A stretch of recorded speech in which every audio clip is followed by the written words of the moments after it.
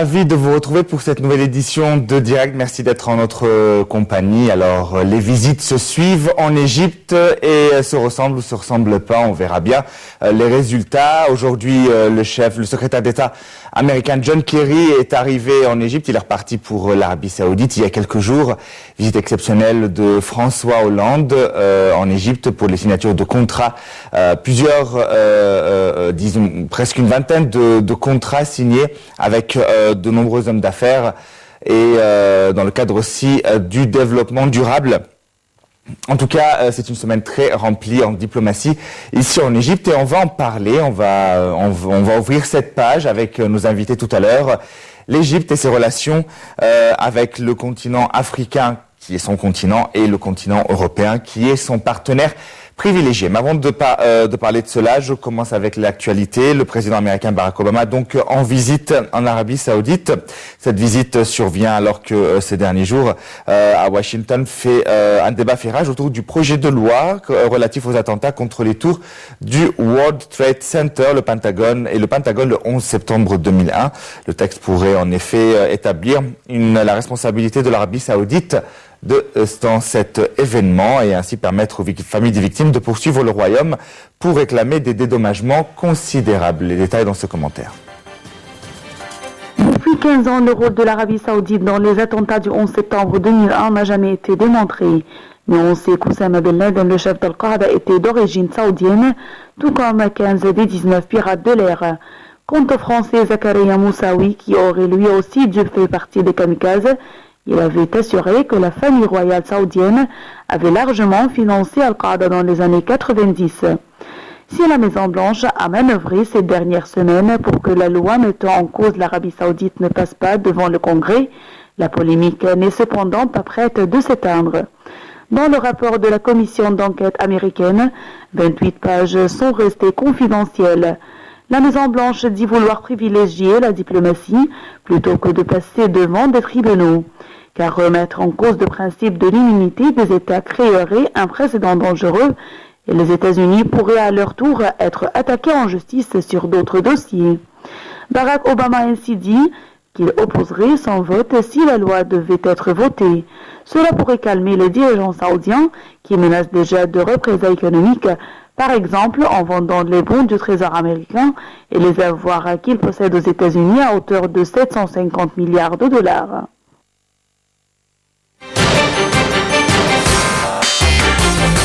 Et après sa visite en Égypte, le président François Hollande, le président français donc, s'est alarmé mardi à Amman du blocage des négociations de paix sur la Syrie qui fait craindre selon lui un nouvel afflux de réfugiés en Jordanie permettant le soutien au royaume. Monsieur Hollande s'est rendu par ailleurs sur une base aérienne jordanienne où il a salué l'engagement des forces françaises qui mènent des frappes aériennes contre Daesh en Syrie et en Irak.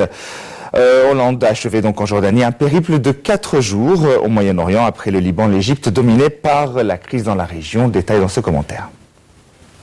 Pour la Jordanie, ce qui se passe à Genève est très important. La suspension des négociations intersyriennes est préoccupante, car si la trêve est rompue, les combats reprendront, les civils vont fuir de nouveau.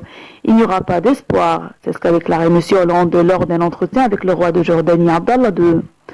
L'opposition syrienne a suspendu sa participation formelle aux délicates négociations de paix de Genève pour protester contre la détérioration de la situation en Syrie, où la trêve entrée en vigueur fin février entre régime et rebelles est menacée. Une aggravation de ce conflit qui a déjà fait plus de 270 000 morts et jeté des millions de personnes sur les routes de l'exil pourrait provoquer un nouvel afflux de réfugiés dans les pays limitrophes, au Liban, en Jordanie et en Turquie. Le royaume hachémite est comme le Liban sous forte pression.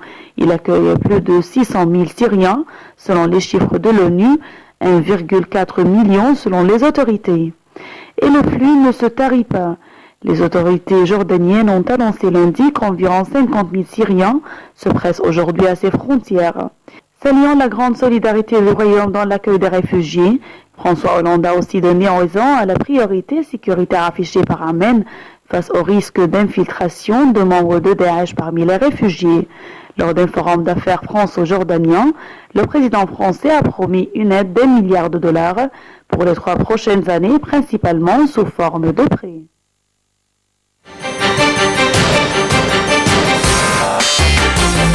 Et pour clôturer ce volet plutôt actualité, l'Égypte et la France ont signé plus de 2 milliards d'euros de contrats à l'occasion de la visite donc de François Hollande au Caire. Je vous parlais de presque une vingtaine, 18 contrats plus précisément et protocoles d'entente ont été signés en présence du président Abdel Fattah el-Sisi et son homologue français François Hollande. Ayeshel et Sarah Al-Maghrabi donnent les détails. Plus de 2 milliards d'euros de contrats ont été signés entre la France et l'Égypte. Les deux accords les plus importants portent sur l'extension du métro du Caire et la vente d'un satellite militaire. Le consortium Vinci-Bouygues va réaliser 15 nouvelles stations et étendre la ligne 3 du métro du Caire de 17,7 km pour un montant de 1,2 milliard d'euros. Airbus Space Systems et Thales Alenia Space ont vendu un satellite de télécom militaire pour un montant d'environ 600 milliards d'euros. Engie a également signé 2 contrats dans le domaine de l'énergie. Engie est déjà présent dans le pays à Bemban pour financer, construire et exploiter le parc éolien Ras-Gharb de 2 fois 50 MW et le complexe West of Nile. Engie a également coopéré avec la Société nationale égyptienne EGAZ pour approvisionner l'Égypte en gaz naturel liquide. 6e investisseur étranger en Égypte avec 4,3 milliards d'euros. La France est devenue l'un des principaux fournisseurs d'armes du Caire. L'Égypte devrait d'ailleurs commander à la France dans les mois qui viennent 4 nouveaux navires de guerre. Les échanges entre les deux pays ont atteint 2,58 milliards d'euros en 2015.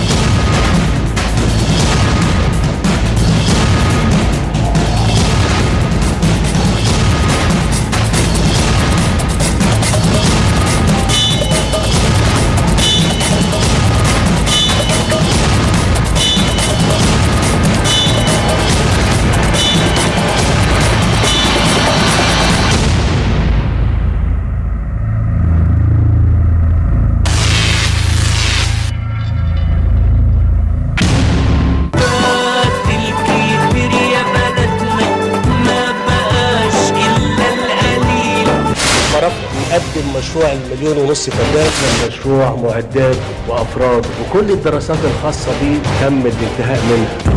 اول مثال على الريف المصري الحديث هتشوفوه بالفعل شغال على الارض، اراضي اتعملت واتجهزت، ابار اتحفرت واتجهزت واتحطت عليها وسائل الري بتاعها.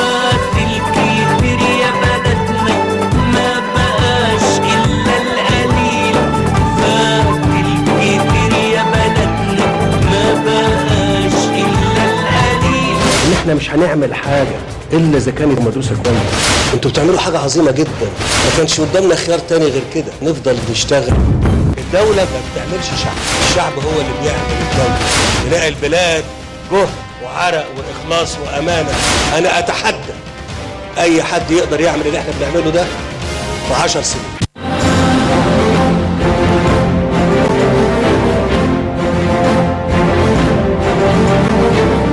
Nile TV, c'est l'Égypte, son histoire et sa civilisation, mais c'est aussi l'Égypte moderne, celle que vous connaissez sûrement beaucoup moins.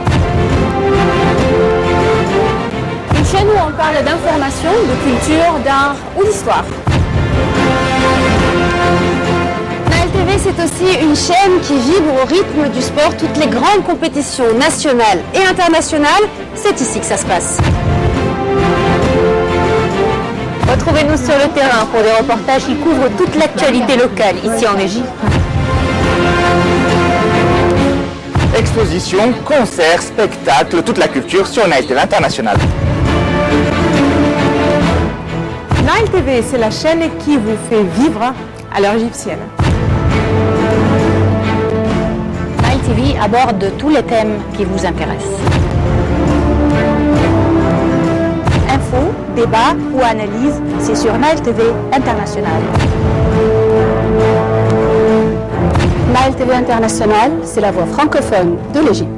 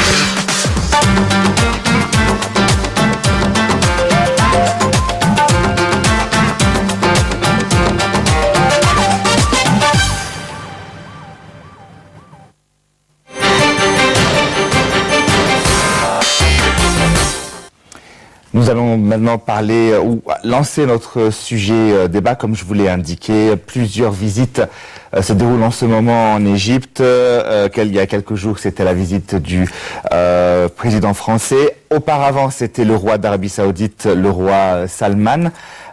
Aujourd'hui, John Kerry, le secrétaire d'État américain, donc ministre des Affaires étrangères. Demain, une délégation émirati est supposée rendre visite en Égypte. Enfin voilà, comme vous pouvez le constater, la diplomatie égyptienne est très active, essaie vraiment de diversifier selon l'intérêt propre du pays. On accusait les précédents régimes, notamment celui de Moubarak, d'être concentré sur un seul axe qui était notamment les États-Unis.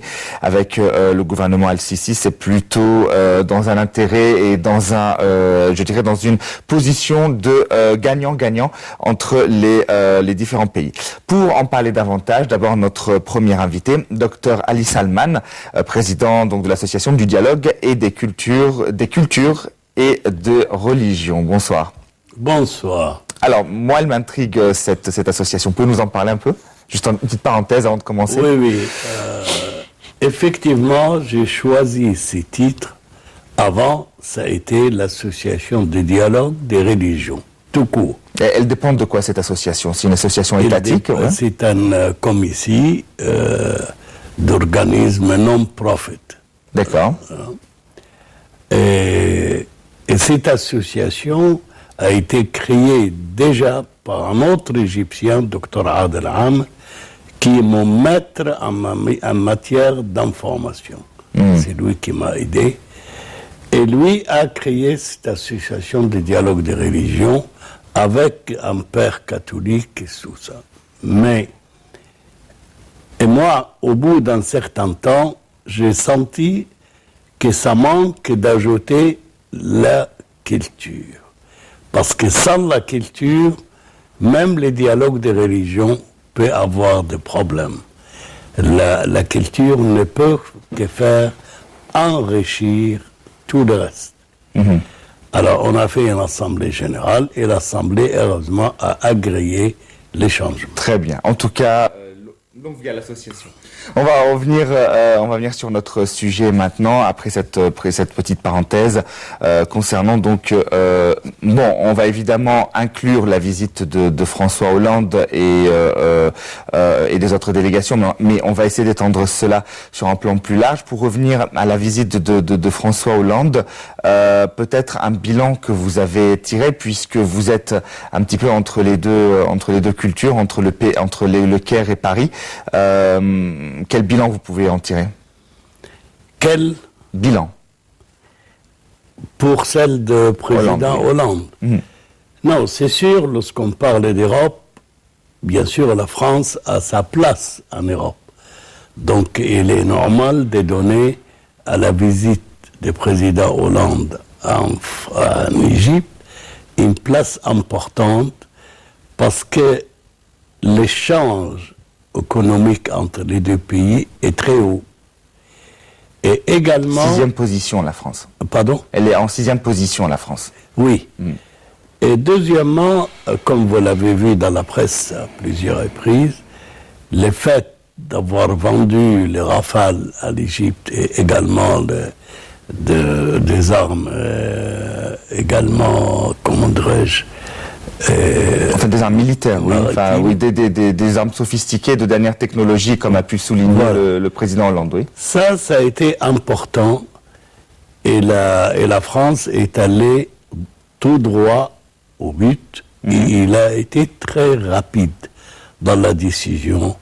Et lorsque le président et son ministre de Défense est arrivé en Égypte, je ne sais pas si vous l'avez remarqué, le seul que le président Sisi, en saluant, l'a embrassé, ça a été le ministre de Défense.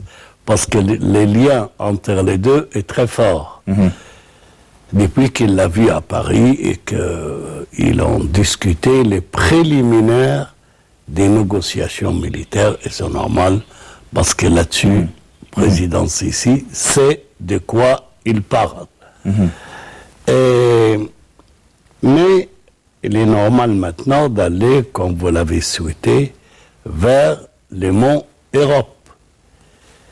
Après la France, il faut quand même dire, parce que je crois en parlant, on n'a pas dit les mots Allemagne, et c'est important. Et comme vous l'avez vu, en même temps que le président Hollande, il y a eu, je crois, si je ne me trompe pas, le vice-président allemand qui était en visite et qui a les négociations également a été assez riche et assez importante. Oui. C'est vrai que cette visite était peut-être moins médiatiquement couverte, mais enfin, bien oui. sûr. Mais enfin, oui. Exact. Oui. Mais ça a été importante. Et sans parler des liens et de contacts entre le président Sisi et la chancelière allemande, c'est également des relations très fortes. Très fortes et très directes, comme les habitudes des Allemands. Mais on peut, si on va y aller vers l'Angleterre, c'est discuté et discutable. L'Angleterre, les débuts, son attitude a été mitigée. Quelquefois on dit c'est pour, non c'est contre, et ainsi de suite. Ce n'est pas très clair. Mais après, il a fallu quand même aller tout droit au but, et que le premier ministre britannique a souligné l'importance du rôle de l'Égypte sur un point très important qui était cité par tous les autres, le rôle de l'Égypte pour lutter contre les terrorismes. Bien entendu. Alors, je vous propose, docteur Ali, juste une petite pause après cette réponse. On va revenir sur le sujet. Bien, écoutez, on se retrouve dans quelques instants.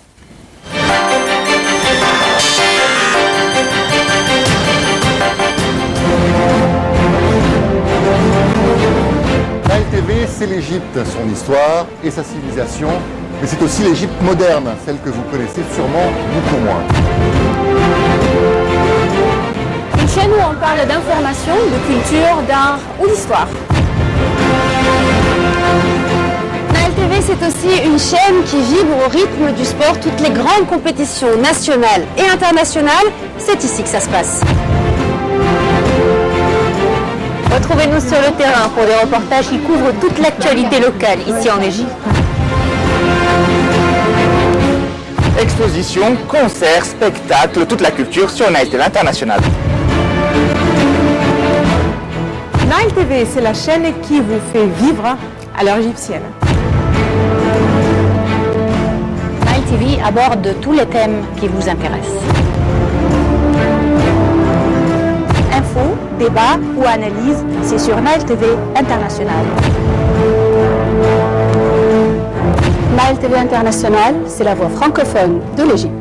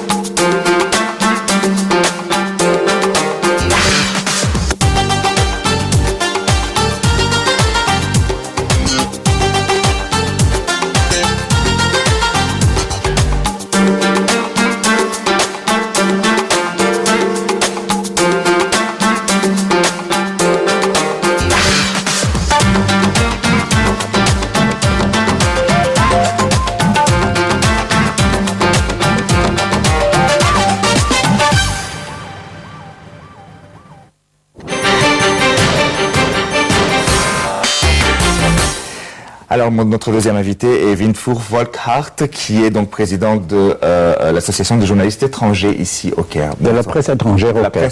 De la presse étrangère au Caire. Bonsoir et merci d'être avec nous. Bonsoir. Nous étions, la question que j'avais posée à Dr Ali Salman était peut-être un bilan, le bilan de cette visite de François Hollande pour ensuite étendre finalement et faire un bilan de la relation entre l'Égypte, le continent où elle habite, donc l'Afrique, et son principal allié, l'Europe. Alors, votre bilan à vous concernant la visite de François Hollande ici? Je crois que cette visite, à ce moment-là, veut dire dans cette période délicate, et spécialement délicate pour les facteurs que je crois que vous avez mentionnés, est importante. Pas seulement en ce qui concerne les relations bilatérales qui en soi-même sont très importantes et dont l'importance augmente d'une semaine à l'autre. Je crois on a clarifié on a donné des signaux. Veut dire, vous savez, un train, le chauffeur de le conduire à temps jusqu'à ce que le sémaphore lui donne le feu vert. Ça est maintenant arrivé dans une semaine. Nous avons témoigné la visite du vice-chancelier allemand. C'est quelque chose, pas qu'elle a main. Vous avez dit bon, bien vous avez sûr, évoqué le vice-président, c'est le vice-chancelier. Et ces visites sont coordonnées. Elles sont coordonnées, bien sûr. Et tout ça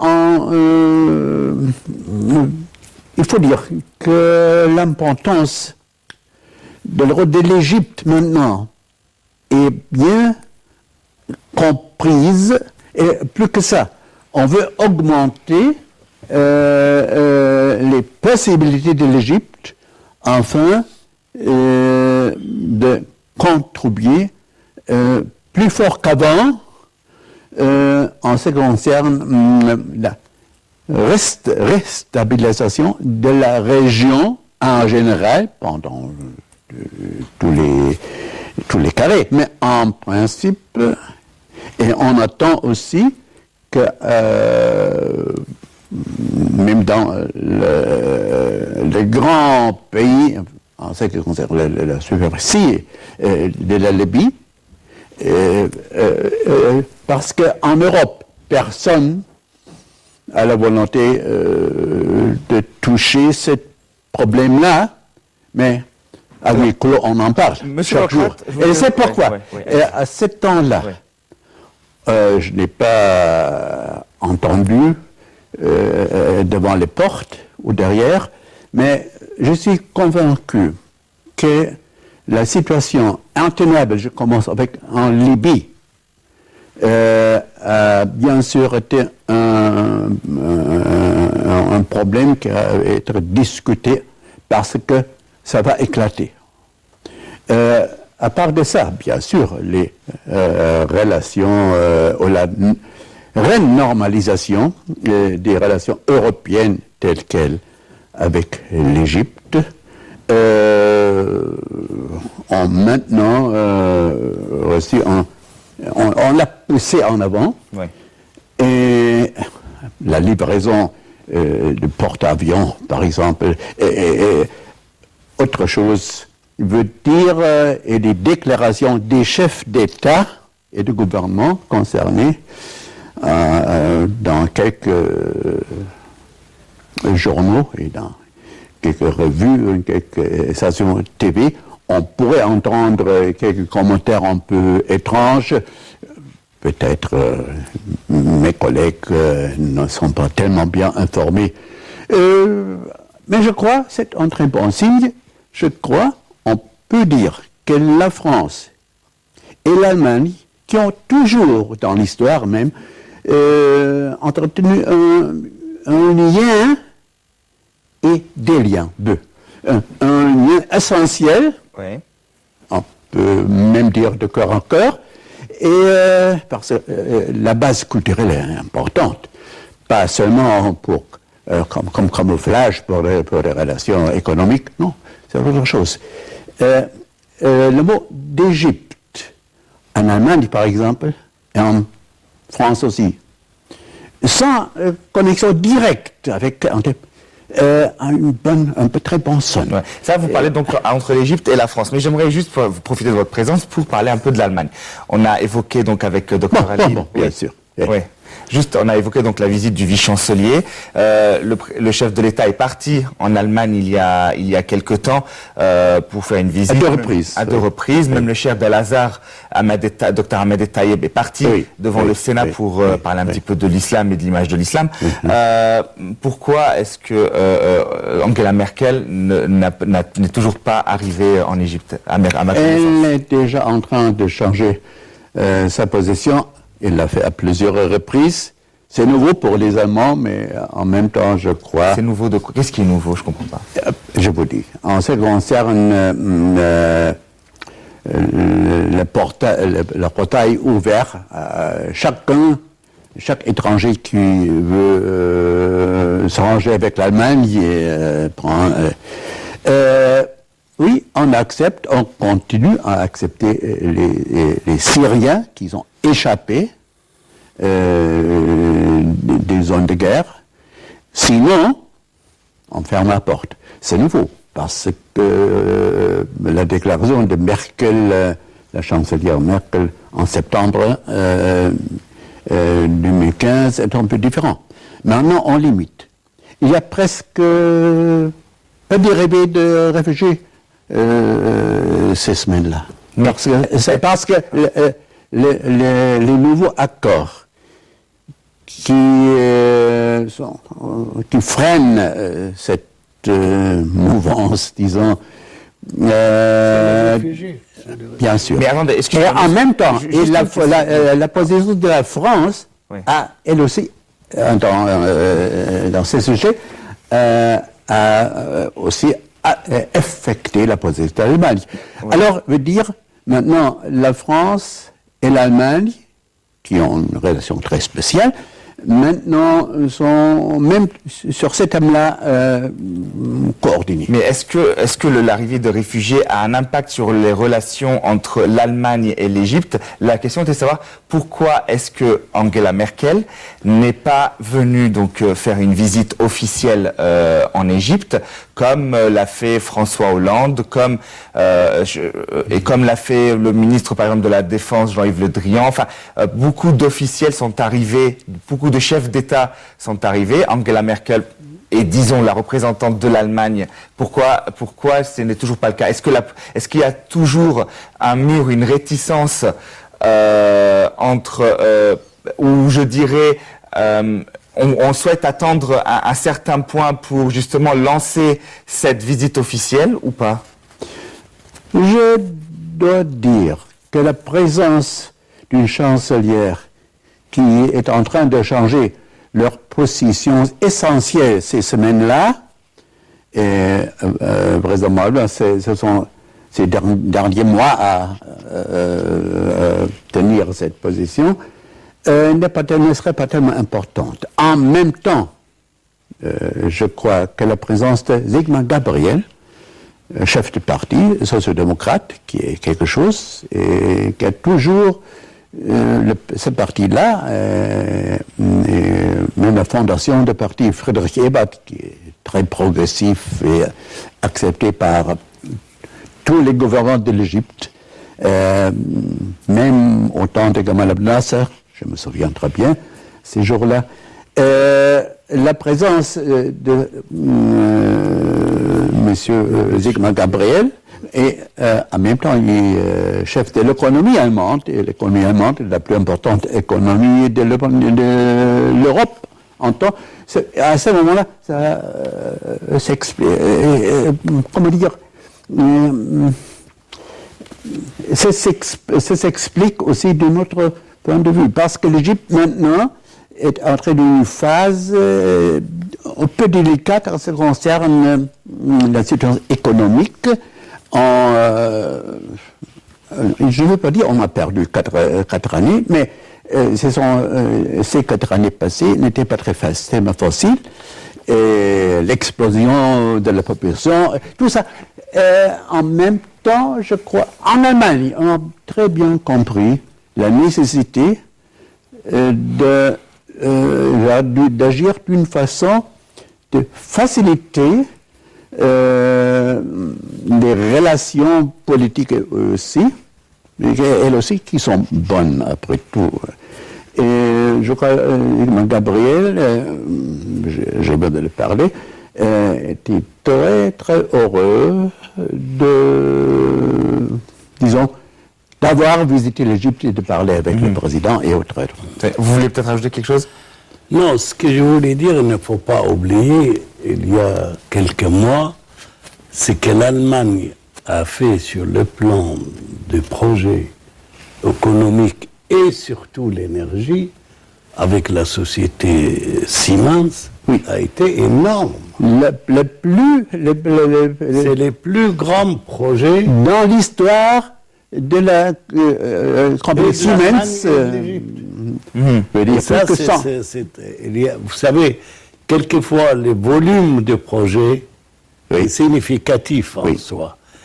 Et que ce qu'ils ont fait sur le plan d'énergie est arrivé à un moment où l'Égypte souffrait énormément. Et plus vite que prévu. Oui.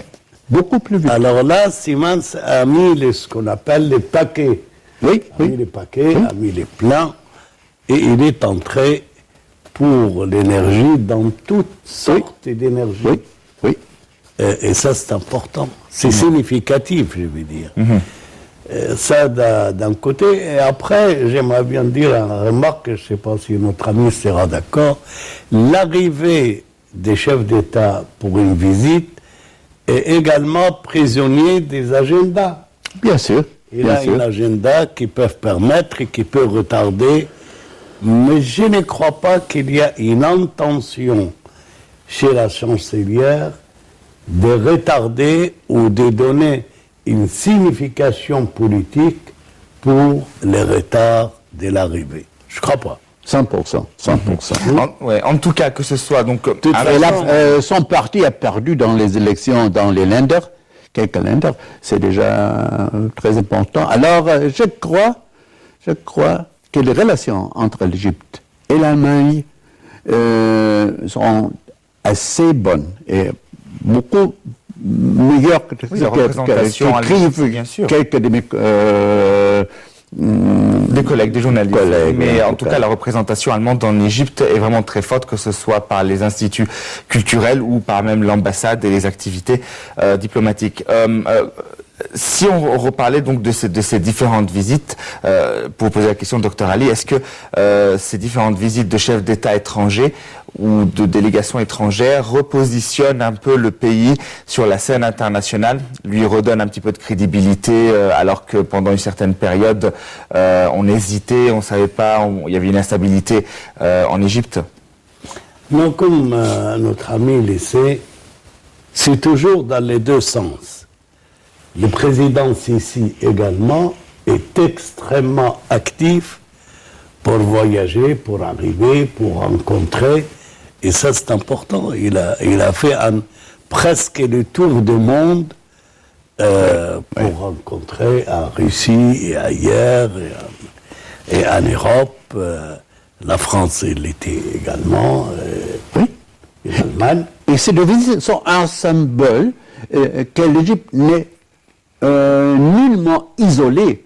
Ce que disent ou écrivent ou diffusent quelques stations TV dont nous connaissons quelques-unes en arabe même. Oui. Au contraire. Et il voulait faire cette signe. C'est clair. Oui. Et la raison c'est pour ça que je vous dis, c'est toujours en diplomatie dans les deux sens. Bien sûr. Le président égyptien a fait ce qu'il a fallu faire. La réplique de l'Europe a été pareille. Il reste, comme je vous l'avais dit avant l'arrivée de notre ami, j'aimerais bien vous dire, c'est un des rares spécialistes des problèmes égyptiens, depuis le temps. Je le connais. Et ça a été l'Angleterre. Là, c'est une position réservée un peu, mais ça s'améliore maintenant. Ils veulent rejoindre les autres. Il n'y a pas d'alternative pour eux. Ils n'ont pas une alternative convaincante. Ils n'ont pas une alternative convaincante. D'autant que vous l'avez dit tout à l'heure, le dossier de la lutte antiterroriste donne du poids justement à la diplomatie égyptienne. Pour l'Angleterre, ça a été important et ils l'ont souligné à plusieurs reprises qu'elle apprécie la place et l'effort que l'Égypte fait pour le problème du terrorisme. Il y a un point. C'est pour ça que je suis content que notre ami a évoqué les dossiers de la Libye, parce que là, c'est le symbole des dangers du terrorisme. On va le voir très prochainement. Dans le futur prochain, on va voir que ce que je dis est fondé. Est fondé. D'accord, une prédiction. Non, j'aimerais bien vous dire quand même, c'est étonnant que la France, qui a pris cette position maintenant pour dire c'est important, la lutte contre le terrorisme, c'est que l'Égypte a fait et tout, et Hollande l'a répété. Oui. Mais pour les gens qui ont encore une mémoire forte, la France d'avant, avec le président Sarkozy, c'est elle qui a tout bouleversé en Libye. Bien sûr. Bien sûr, oui. C'est Sarkozy qui a fait le vrai acte de guerre au départ contre, peu importe que Kadhafi le mérite ou ne le mérite pas. Mais l'action de la France avec Sarkozy et avant l'arrivée de Hollande a été extrêmement dangereux, destructrice, je peux me permettre. Non, c'est vrai. J'étais là ces jours-là, à l'attaque, avant l'attaque présumée des chars blindés de Benghazi. Ce serait une catastrophe. Et ça causait un réjouit tout au fond. Il y aurait qui été très... alors... J'aimerais vous couper juste pour la Libye, je parce que m'excuse. voilà, la Libye est un dossier sur lequel on va revenir, mais on pourra revenir, mais restons vraiment dans ce cadre de relation avec voilà, Égypte et Europe. Donc bon, si j'essaie de reprendre un peu ce que vous venez de dire, est-ce que vous pensez que l'Égypte peut faire partie d'une solution pour la stabilité de la région et les pays européens en sont conscients justement? Bien sûr. Il n'y a pas de guerre, il n'y a pas de paix sans l'Égypte. Jusqu'à maintenant. Il n'y a pas de guerre. Pas de guerre Pas de paix. et pas de paix sans l'Égypte, dans cette partie du monde. Pourtant, M. Hollande avait par exemple évoqué dans son discours, il a beaucoup parlé, que ce soit devant le Forum économique France-Égypte, que ce soit devant la communauté française à l'ambassade de France du Caire. Il a beaucoup parlé ou dans ses autres interventions, il a beaucoup parlé de la sécurité, de l'état de la sécurité ici. Alors, il y a du progrès selon le chef de l'État français, mais il y a encore du beaucoup travail. de choses à faire. Ouais. Justement sur à quel point ces pays européens peuvent aider à la stabilité de la région. Je dirais pas à la stabilité de l'Égypte parce que il y a une lutte antiterroriste en Égypte, mais je parle de la stabilité de la région. Ils le font déjà. Oui. Sans vous dire un secret, je m'excuse, je vais couper. Il y a déjà une étroite coopération entre les services bien connus dans l'Allemagne et la France avec les services égyptiens de sécurité. Et ça va augmenter. Ce n'est pas la première fois. Et chaque fois, on a vu témoigner des résultats positifs. C'est normal. D'accord, oui. Et ça, c'est lorsque vous parlez de la coopération des services pour que l'opinion publique puisse saisir de quoi il s'agit, services spéciaux, l'intelligence service, pour appeler les choses par leur nom. Oui. Là, effectivement, l'Allemagne s'est avancée et également la France. Oui. Parce que dans l'action antiterroriste, l'action des services spéciaux ou des services secrets est un élément de base, sans laquelle vous êtes comme je dis quelquefois, c'est comme quelqu'un qui avance, mais qui n'a pas l'œil qui peut voir, ni l'oreille qui peut écouter. Alors ça c'est important, et là je crois... je suis très important ce que vous dites. Oui. Je voudrais, si vous voulez bien, parce qu'il nous reste un petit peu de temps, parler quand même un petit peu de l'Afrique, puisque je voulais étendre un petit peu sur les deux continents. Est-ce que l'Égypte, je sais pas, je vais peut-être commencer par Dr Ali, mais est-ce que l'Égypte peut être intermédiaire entre les pays donc du Nord, que ce soit l'Europe de l'Ouest avec la France, l'Allemagne, l'Italie, le Portugal, etc., et les pays africains désireux donc de se développer, que ce soit les pays du bassin du Nil ou les pays de l'Afrique noire, le pays subsaharien, l'Égypte, sa position entre les deux, comment vous pouvez l'évaluer? Je crois, comme vous l'avez vu, le président Sisi a fait un effort colossal pour que les Jeux avec l'Afrique soient très avec des résultats très convaincants. Oui. Et dans une période de temps pas très longue. Mais il faut dire aussi que dans les 2-3 décennies passées, ces relations ont été un peu affaiblies. Mais maintenant, on le repousse et je crois que ça va continuer. Oui, c'est vrai, c'est pas un secret. Avant, de l'époque du président Moubarak, les relations les plus importantes sur le plan mondial, c'est avec l'Europe. Et les États-Unis, plus précisément. Et les États-Unis, bien entendu. Et lorsque le président Sisi est arrivé, il a compris l'importance extrême, non seulement de renforcer ses relations de l'Égypte avec l'Afrique, mais que l'Égypte puisse jouer un rôle, comme vous l'avez dit, entre l'Afrique et les autres pays européens. Et ça a marché. Bien sûr. Est-ce que l'Égypte ne pourrait pas en profiter pour justement renforcer ses infrastructures logistiques avec au moins les pays limitrophes en Afrique, par exemple? On souffre énormément du manque de ces logistiques. Quand vous partez en Europe, je peux faire Prague-Berlin en bus, en voiture, en train, en avion. C'est un peu comme je veux. Or, en Afrique, je ne vois pas le Caire-Yaoundé en voiture, par exemple, alors que bon, c'est faisable, oui. Non, je veux dire, en exemple, le nouveau État du Soudan Sud a reçu d'experts et de différentes natures techniques aussi, beaucoup plus important que tout ce que ce nouveau pays a reçu de n'importe quel autre pays voisin. C'est l'Égypte.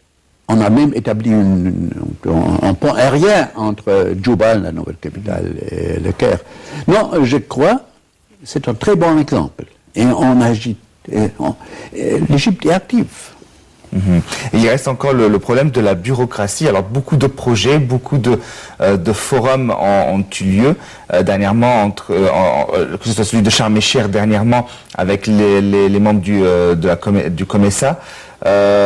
Mais ce sont des projets qui sont... Je suis très content que vous évoquez les mots et les problèmes que vous avez appelés la bureaucratie, logistique. La bureaucratie, oui. C'est la maladie de l'Égypte, je n'ai pas honte de le dire. Et là, je crois que j'ai écrit 1 ou 2 articles là-dessus, pour dire la bureaucratie, c'est le cancer de l'économie égyptienne. Et là, il faut absolument un jour ou l'autre que l'action gouvernementale soit plus ferme, parce que avec cette maladie, on ne peut pas avancer. Ou bien vous avancez d'un côté et vous le bloquez de l'autre. Ça ne peut pas y aller. Le changement de ministre à court terme, c'est un signe. Ça explique que l'on veut s'assurer que ceux qui ont le pouvoir dans le ressort en leurs mains sont des gens qui sont vraiment les meilleurs. Et si après quelques mois on découvre que la nomination n'était pas excellente, on rechange. Parce que j'entends quelquefois des gens qui disent, même des diplomates, mais qu'est-ce que vous voulez, le Premier ministre change les ministres d'un mois à l'autre. Je suis désolé de vous couper. C'est un signe qu'il n'y a plus de fraternisation, mais d'autres. Oui. C'est bon, on y pense. Bon, alors c'est sur ce signe positif, je suis obligé de conclure cette édition. Merci à vous pour ces mots. Windfur Volkrat, vous êtes président donc de la presse, de l'association de la presse étrangère ici en Égypte. Et Dr Ali Salman, vous êtes président de l'association du dialogue des cultures et des religions. Merci à vous deux d'avoir été avec nous pour évoquer ces sujets. Diplomatie égyptienne. Merci à vous, chers téléspectateurs, de nous avoir suivis. Je vous laisse en compagnie de mes collègues anglo-saxons. Merci de nous avoir réunis tous les deux. Tout le plaisir était pour moi. À une prochaine fois sûrement, oui. Et voilà, donc la transmission française reprendra dès demain, 10h heure du Caire, soit 8h temps universel.